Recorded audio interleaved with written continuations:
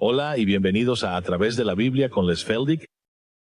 Un ganadero y agricultor de Oklahoma, Les Feldick, ha estado enseñando clases de Biblia al estilo casero durante 20 años en Iowa, Oklahoma y Texas. El estilo único de enseñanza bíblica de Les Feldick ha hecho que los libros de la Biblia cobren vida. Cuando les está enseñando, es tan interesante que la gente dice que el tiempo parece volar. Y ahora aquí está Les Feldick. Bueno, ahora vamos a retomar justo donde lo dejamos en nuestra última clase, que sería la semana pasada para aquellos que están en televisión. Y de nuevo, nos gusta siempre invitar a nuestra audiencia de televisión y queremos que sepan que esto es solo una clase de Biblia informal, por eso ves las tazas de café y no estamos tratando de impresionar a nadie con nada excepto con el libro.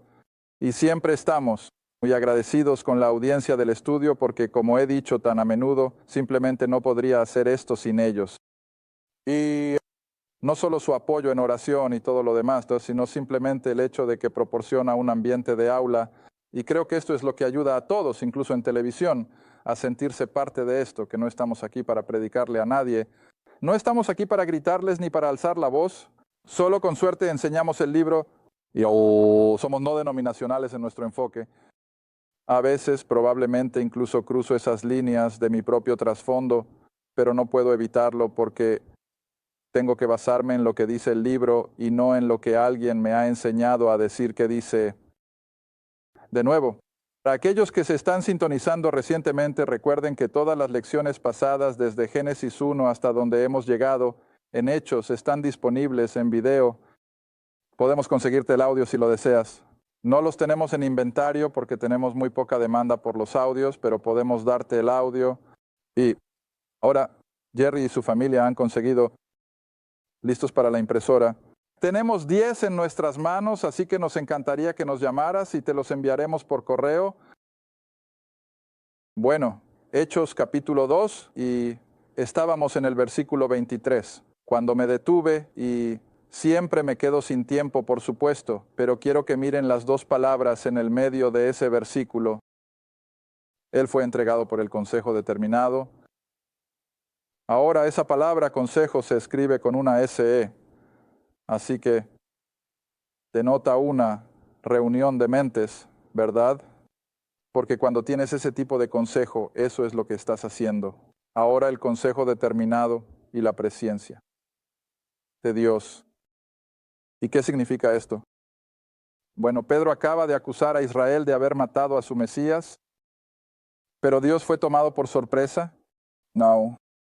Mucho antes de que se creara algo, la deidad, no les tomó una reunión de comité de 30 minutos, pero sin embargo, la deidad decidió en una decisión de un instante, si puedo llamarlo así, que crearían y que traerían a la raza humana a la escena. Sabiendo que la raza humana pecaría y necesitaría un redentor, todo estaba preplaneado. Ahora, aquellos de ustedes que me han escuchado enseñar durante los últimos 4 años, probablemente han levantado las cejas cuando hago referencia al hecho de que cuando Cristo vino la primera vez, a Israel se le dio la oportunidad de tener al rey y al reino. Pero en la presencia de Dios, ¿qué sabía él? Que lo rechazarían. Y por supuesto, tenía que ser así para llevar a cabo la crucifixión, porque eso también estaba en el consejo predeterminado de Dios. Y así toda la deidad está involucrada en esta tremenda obra de redención. Pero la otra palabra que me gustaría señalar es su presciencia. Hace mucho tiempo, en la eternidad pasada, pusieron todo el plan juntos y la razón por la que pudieron hacerlo fue por la presciencia. Ahora déjame mostrarte de qué estoy hablando. Regresa a las cartas de Pedro. Pedro, creo que es...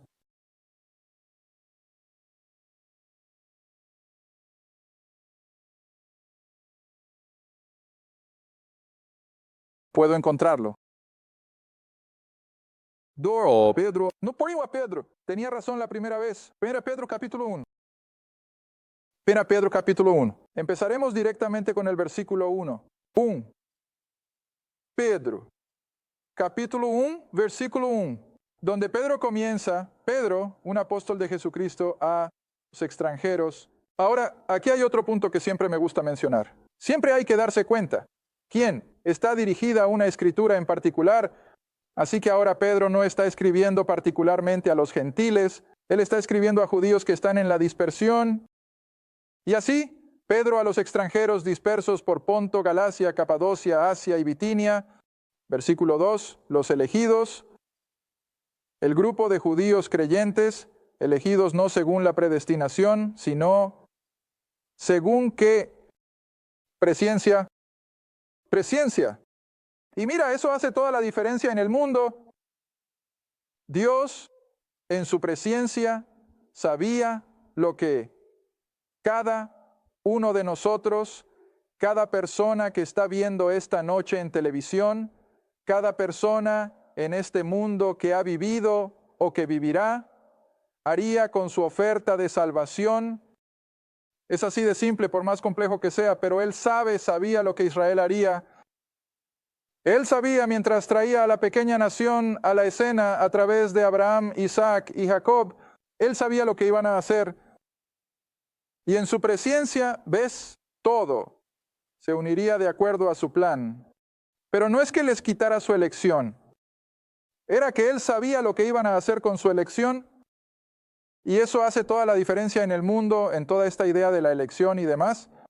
Sí, Dios sabía cuál de estos judíos a los que Pedro estaba escribiendo sería creyente en su presciencia. Él sabía que tú y yo seríamos creyentes en su presciencia. Y sabiendo que seríamos creyentes, Él podía reservar un lugar en el cuerpo, un lugar de servicio. ¿Ves? Y todo esto se basa en su presciencia. Está bien, ahora regresa si puedes al capítulo 2 de Hechos. Así que Pedro dice, incluso esto, ¿no sorprendiste a Dios cuando lo rechazaste y lo crucificaste? Él sabía y todo fue decidido antes de que sucediera algo. Y así, todo esto a lo que se está refiriendo ahora estaba de acuerdo con el versículo 23 nuevamente.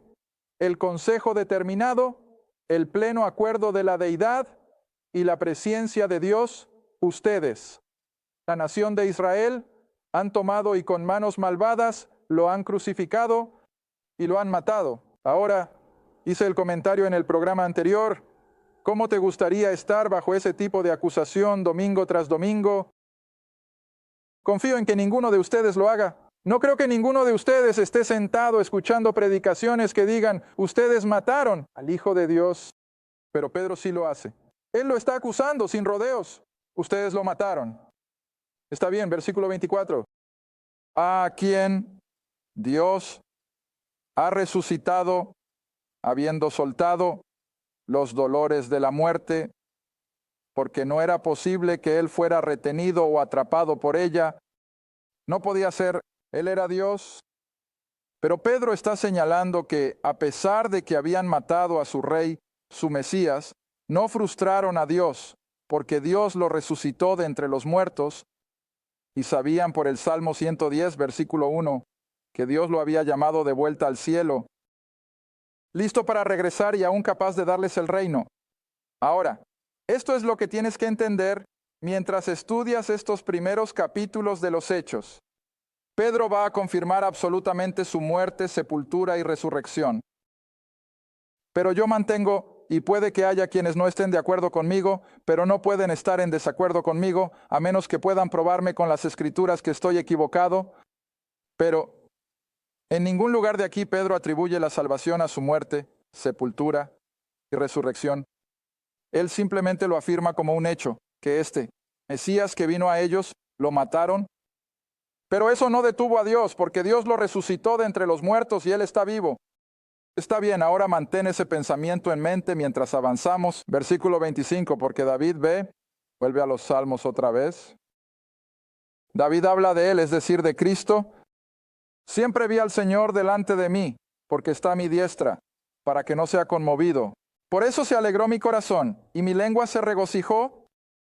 Además, mi carne descansará en esperanza.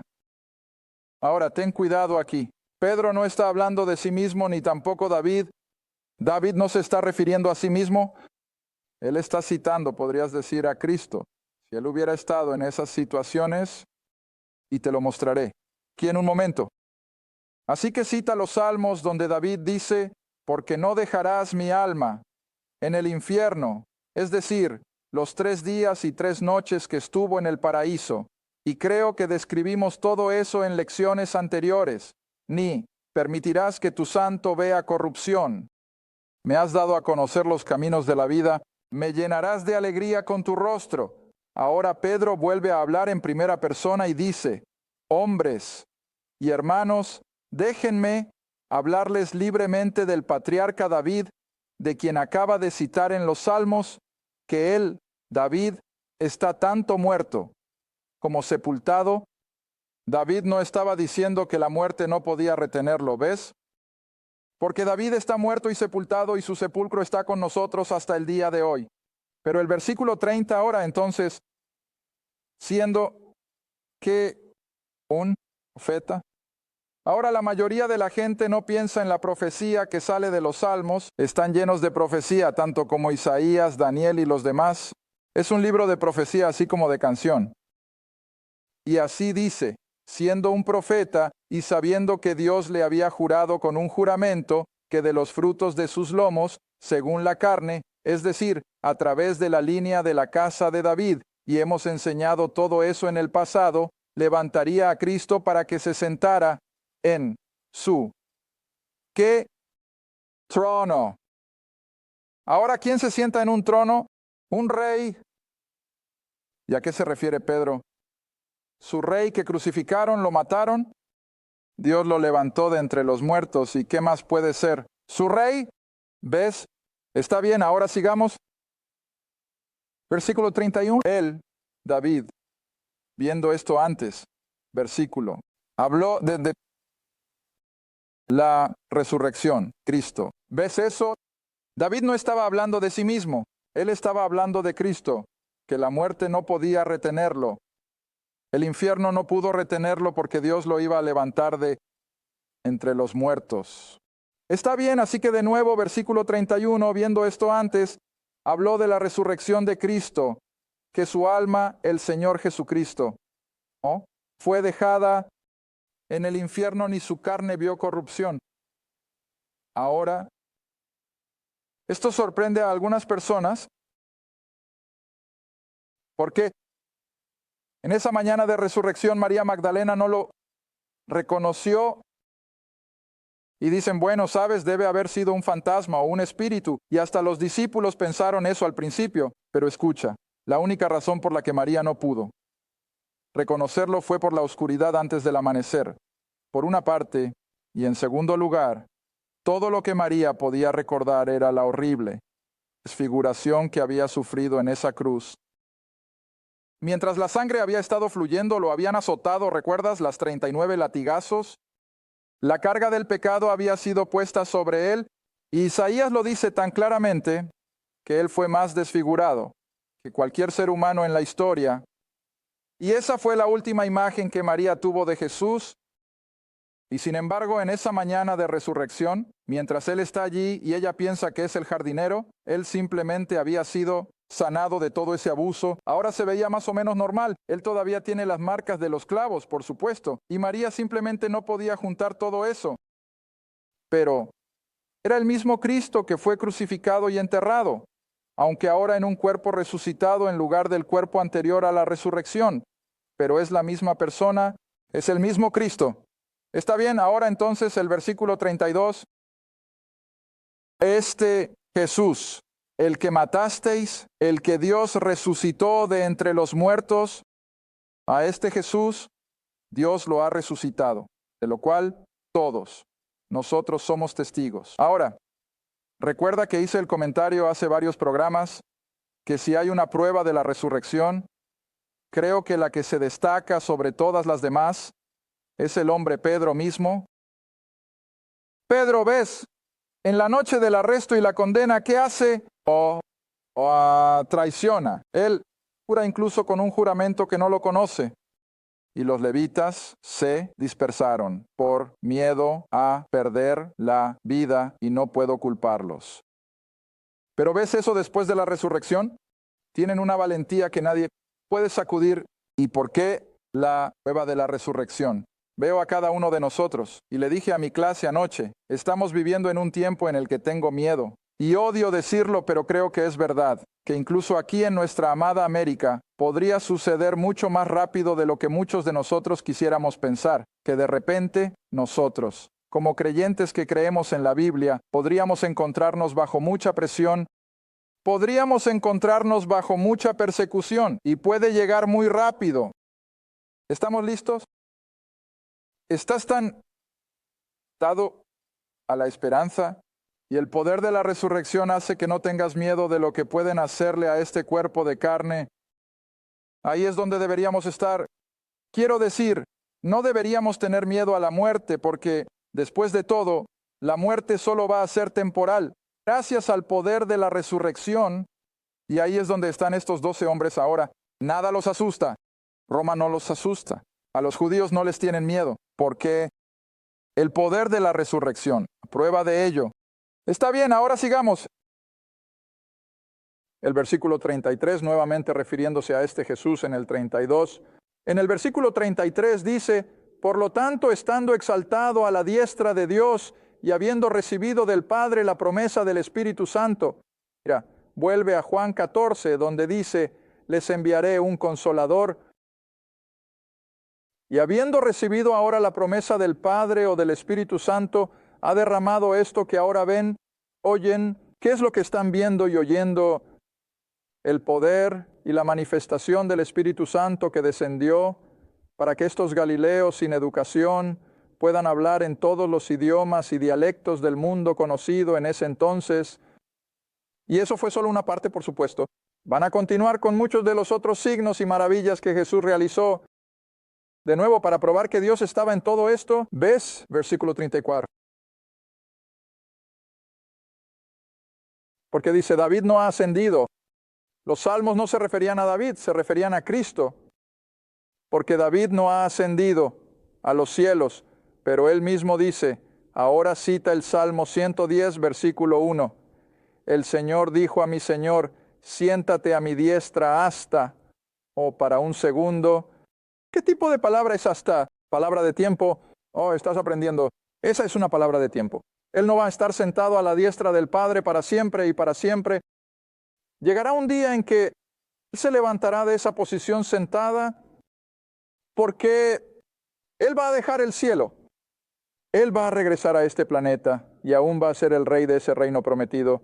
Así que la palabra de tiempo, Él se sentará allí hasta que ponga a tus enemigos por estrado de tus pies.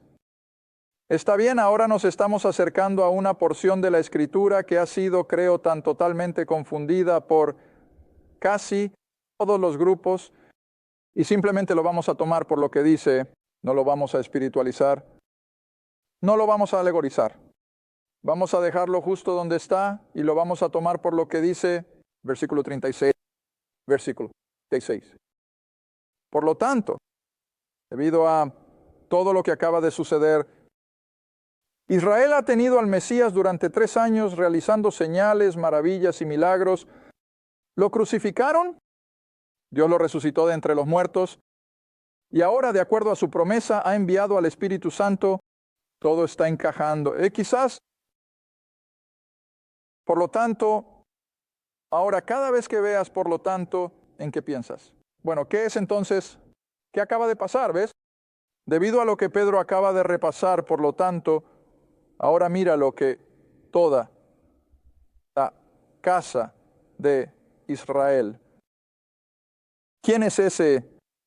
Judíos. No está hablando con gentiles. Está hablando con judíos y todavía está en terreno de pacto. Todo lo que he estado enseñando a través de esos evangelios durante los últimos meses, una y otra vez, es tan obvio, es el cumplimiento del pacto que Dios hizo con Abraham. Oh, está adelante. Capítulo 3. De todos modos, no creo que lleguemos tan lejos hoy. Ve al capítulo 3 de los Hechos y baja hasta el versículo 24 y 25. Por cuestión de tiempo, para que sepas de qué estoy hablando, no estoy sacando conejos de la chistera. Está aquí impreso. Hechos 3, versículo 4. Y de nuevo Pedro está predicando a una multitud judía y dice, sí, y todos los profetas desde Samuel y los que vienen después, tantos como han hablado, también han profetizado sobre estos días que todo lo que acaba de suceder, la crucifixión, la resurrección, la ascensión, la venida del Espíritu Santo, todo fue profetizado, dice Pedro. Ahora mira el versículo 25. Ustedes, su multitud judía, son los hijos de los profetas. Y hey, ¿qué les dije en el primer programa esta tarde? ¿A quién estaba dirigida toda la profecía? ¿La nación de Israel? Mira, toda la profecía está dirigida a la nación de Israel. Porque ellos van a estar en el centro de todos estos eventos proféticos. Incluso en el libro de Apocalipsis, a quienes van a estar dirigidas principalmente todas esas cosas horribles que están en el libro de Apocalipsis. A la nación de Israel, todo el mundo va a venir con eso. Pero es principalmente, mientras estamos en Jeremías 30, es el tiempo de la angustia de Jacob. Toda la profecía está dirigida a la nación de Israel. Está bien, bajen al versículo 25. Así que ustedes son los hijos de los profetas. Y de nuevo, solo pone el sujeto de vuelta al frente. Ustedes son los hijos del pacto. ¿Qué pacto que Dios hizo con nuestros padres cuando les dijo? ¿A quién? Abraham. ¿Ves eso? Ustedes son los hijos del pacto, el que Dios le dijo a Abraham, diciendo, en tu simiente, que es la simiente de Abraham, a través de la nación de Israel, todas las familias de la tierra serían bendecidas. Así que ahí es donde obtengo la afirmación. Pedro está en qué tipo de terreno? Terreno de pacto. Él sigue en la misma base de que todo lo que ha sido desde Abraham, y eso es que la nación de Israel iba a recibir al Redentor, al Mesías, al Rey y al reino, y sería a través de Israel que Dios reuniría a los gentiles. Mira, nunca me gusta dejar a la gente con la idea de que Dios había desechado a los gentiles, para nada. Pero Él iba a usar a la nación de Israel en terreno de pacto, y esto no ha sido abrogado. Dios no ha dicho una palabra aún a nadie de que está dejando de lado las promesas del pacto por un tiempo. Él no le ha dicho a nadie aún, ahora ya no tienes que mantener el culto en el templo, no tienes que cumplir con la ley. Eso aún no se ha dicho. Él simplemente está estableciendo que todo ha tenido lugar, pero Él no le ha dicho a nadie aún, bueno, ahora ya no estás bajo la ley. ¿Crees en el Cristo crucificado y resucitado ahora para la salvación? Aún no puedes encontrar eso aquí. Mira, y eso es lo que trato de decirle a la gente para que lo entiendan. No te quedes solo con mi palabra. Busca en las Escrituras, pero asegúrate de entender que la Escritura pone la salvación en su muerte, sepultura y resurrección. Y si no lo es, entonces no lo fuerces. Quiero decir, no puedes meter una clavija cuadrada en un agujero redondo. No puedes, sin hacer mucho daño. Y así aquí Pedro todavía está en terreno de pacto. Está bien, volvamos al capítulo 2, versículo 36. Así que por lo tanto que toda la casa de Israel, ¿ves eso? ¿Y no se incluye a nadie más?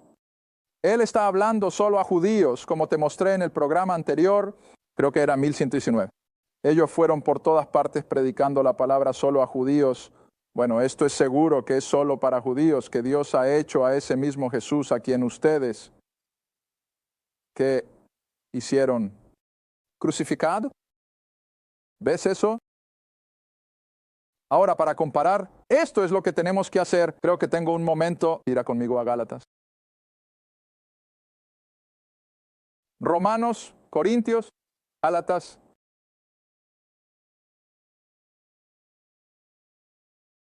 Y solo mira la diferencia en el lenguaje. Solo pon a Pedro aquí acusando a la nación de Israel. Ustedes mataron a su Mesías. Ahora pon los escritos de Pablo, este lado, y solo mira la gran diferencia. ¿Y no puedes mezclarlos? No, funcionará. Pero los mantienes separados y entonces tu Biblia se abre maravillosamente. Está bien, Gálatas capítulo 1, versículo 3. La gracia sea con ustedes y la paz de Dios el Padre y de nuestro Señor Jesucristo, quien se entregó por nuestros pecados para que nos pudiera liberar. ¿Quién nos va a liberar? Él lo haría, no nosotros mismos.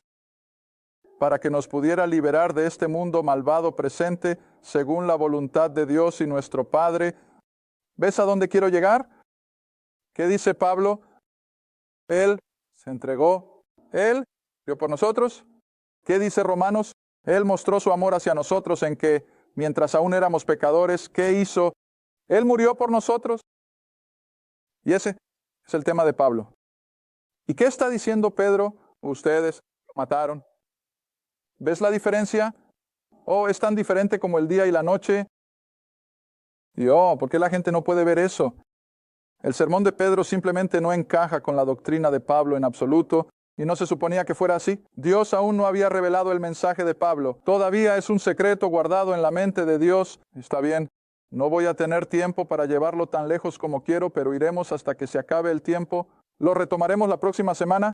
2 minutos. Está bien. Así que, por lo tanto, de nuevo, versículo 36, que toda la casa de Israel sepa con certeza. Estoy de vuelta en Hechos capítulo 2, versículo 36.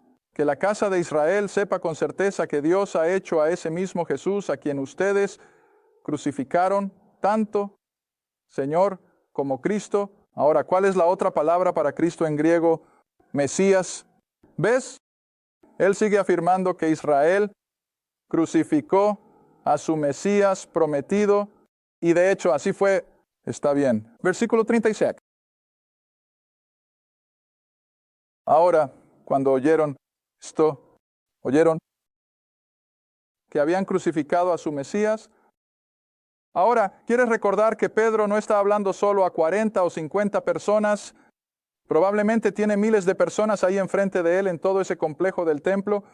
Recuerda, esta es la fiesta de Pentecostés. Han venido de todas las naciones bajo el cielo. Y ahora dice, cuando oyeron esto, que eran culpables, se sintieron heridos en su corazón y le dijeron a Pedro y a los demás apóstoles, es decir, a los otros 11 hombres y hermanos, ¿qué debemos? ¿Cuál es el pronombre? Nosotros, ¿qué debemos hacer? Ahora, no tengo tiempo en los pocos segundos que quedan para continuar desde aquí y hacer la comparación. Haremos eso ahora en la próxima media hora. Pero solo recuerda lo que hemos hablado en estos últimos 30 minutos. Pedro está dirigiéndose a esta gran multitud de judíos en Reno de Pacto. Él los ha acusado de haber matado y asesinado a su Mesías, y ahora están tan convencidos que supongo que de alguna manera la noticia llega a Pedro mientras está hablando. Bueno, Pedro, ¿qué en el mundo somos nosotros?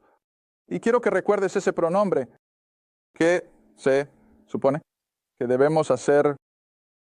Ahora esa es la pregunta que viene de la nación de Israel.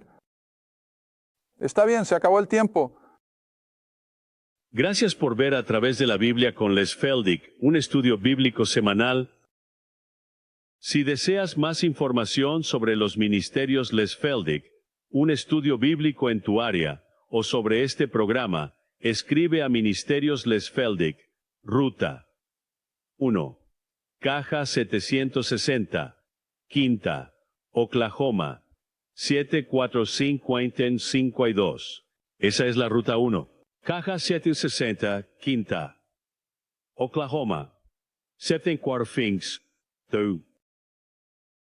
A Través de la Biblia con Les Feldick es apoyado por los espectadores, y tu donación es apreciada. Gracias, y asegúrate de sintonizar la próxima vez para A Través de la Biblia con Les Feldick.